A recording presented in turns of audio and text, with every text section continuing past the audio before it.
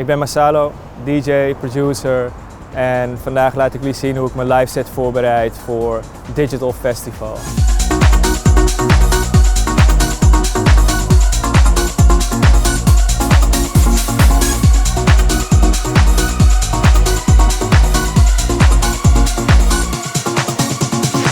Dit is mijn setup, de Trinity. Hiermee speel ik live. Ik ben hier aan het oefenen ook. Dit is mijn studio, mijn repetitiekamer. Ik heb 3 main units. Die vormen samen de Trinity setup. Er zitten wat kleine machines ook bij, maar basically zijn het deze 3 grote main units waar ik de live set naar uitvoer. En die praten allemaal met elkaar. Dit is een synthesizer. Die gaat door deze mixer heen. Daarmee kan ik alles vervormen, samples kan ik triggeren hiermee en ik kan alles ontleden eigenlijk met deze mixer. Dit drum machine, eigenlijk een soort van de beating heart om het zo maar te noemen. Hier haal ik, dit is gewoon puur het ritme, dus kicks.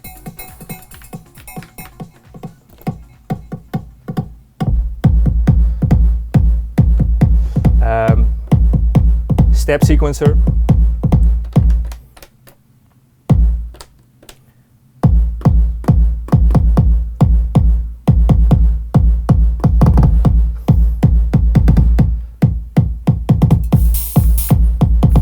Hi-hat.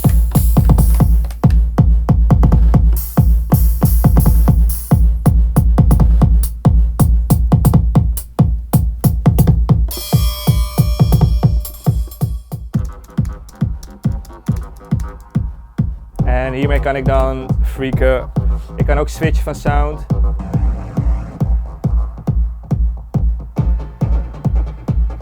Dit klinkt wel weer veel vetter. Dus soms ben ik aan het spelen en dan... hetzelfde als je produce, soms maak je iets, het klinkt fucking dom. En dan ga je gaat steeds verder. Het zijn allemaal building blocks. En dit klinkt fucking sick. Fuck, dit is zo fucking vol hier. Okay. Dit zijn van die blue zones, toch? Dat mensen heel oud worden. Omdat ze vaak gehurkt aan het tuinieren zijn en shit. Dat doe ik ook hier in mijn studio.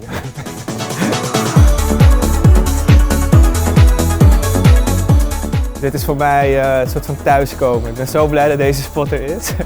2 onigiris halen in een lunch en dan ben ik goed. Dan kan ik weer de studio in.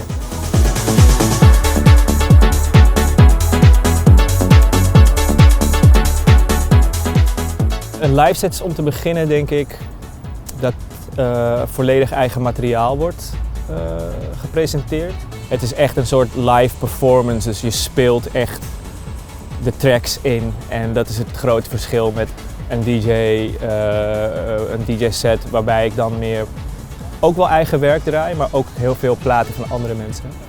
En met een live set ik zie de live set als een soort van DJ'en in 4D. Je hebt gewoon veel meer facetten om het geluid te manipuleren en daardoor het gevoel te manipuleren. En ja, het publiek denk ik en jezelf op een andere soort reis meenemen. Ik denk met DJ ben je meer op een soort macroniveau bezig, als in je kent je platen en ik weet wat een bepaalde plaat doet. En die draai ik op een bepaald moment en dan weet ik, oh ja, soms wil je iets, weet je gewoon, oké, nu kan ik iets heel psychedelisch gaan doen. Nu heb je de hele zaal mee en nu kan je echt, heb ik een paar tracks die ik bijna nooit draai, maar op een bepaald moment weet ik gewoon, ik heb een mapje, oké, die ga ik draaien. Maar dat is op een soort van macroniveau, je weet, oké, dit is wat die track doet. En ik denk dat de live set, alles is op een soort van microniveau nu, omdat ik datzelfde gevoel opzoek van bijvoorbeeld die plaat. Maar dan moet ik het zelf creëren of creëer ik het aan de hand van dingen die ik al heb gemaakt, mijn samples. En probeer ik het zo te manipuleren dat het dat effect heeft. En dat maakt het grote verschil denk ik. Dat het is op een veel meer verfijnd niveau. Masalo Live, Zenpen Genji ga magari. Mirai ga tenkai suru Zenpen e youkoso. This is the voice of the Trinity. Het is een AI-vocal, Japans. En zij vertelt, dit gebruik ik als intro voor mijn sets. Zij vertelt, welkom bij de live set. En je krijgt een soort sneak peek of een soort experience. Wat allemaal live is en tussen realiteit en een soort van dream world in zit. En op een gegeven moment wordt het heel weird. Sokoniru betekent are you there? Are you here? En het gaat dan zo links en rechts, waardoor je ziet van what the fuck is dit? Ik sta vaak tussen DJ's dan met een live set. Het is niet zozeer dat ik een concert geef of iets. Het plant juist heel erg goed in tussen DJ-sets. En daar sta ik ook met digital, sta ik ook tussen 2 DJ's. En dan is het heel tof om het heel even te resetten met zoiets. Alles komt denk ik samen met deze live set. Al mijn roots, liefde voor technology. Want Japan is altijd, als kind kwam ik daar en alles was gewoon zo forward thinking en zo futuristic. En nu kunnen we dat maken met AI, kunnen we gewoon voices creëren. So crazy.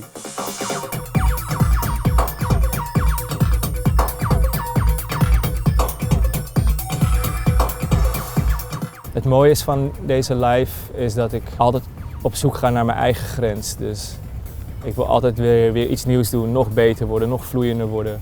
En dat is het leuke eraan, dat ik nooit uitgekeken raak. Dus ik kan er heel veel tijd in spenderen.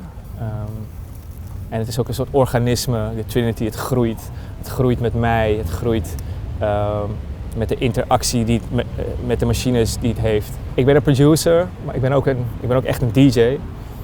Dus ik zou ook niet kunnen kiezen uit die twee. Soms krijg ik gewoon een domme vraag van, ja, ben je meer DJ of producer? En voor mij is deze live set, dat is mijn antwoord. Dit is wat ik doe. Ik ben niet een DJ of een producer. Alles komt samen met de live. En dat vind ik op dit moment een van de allerleukste dingen om te doen.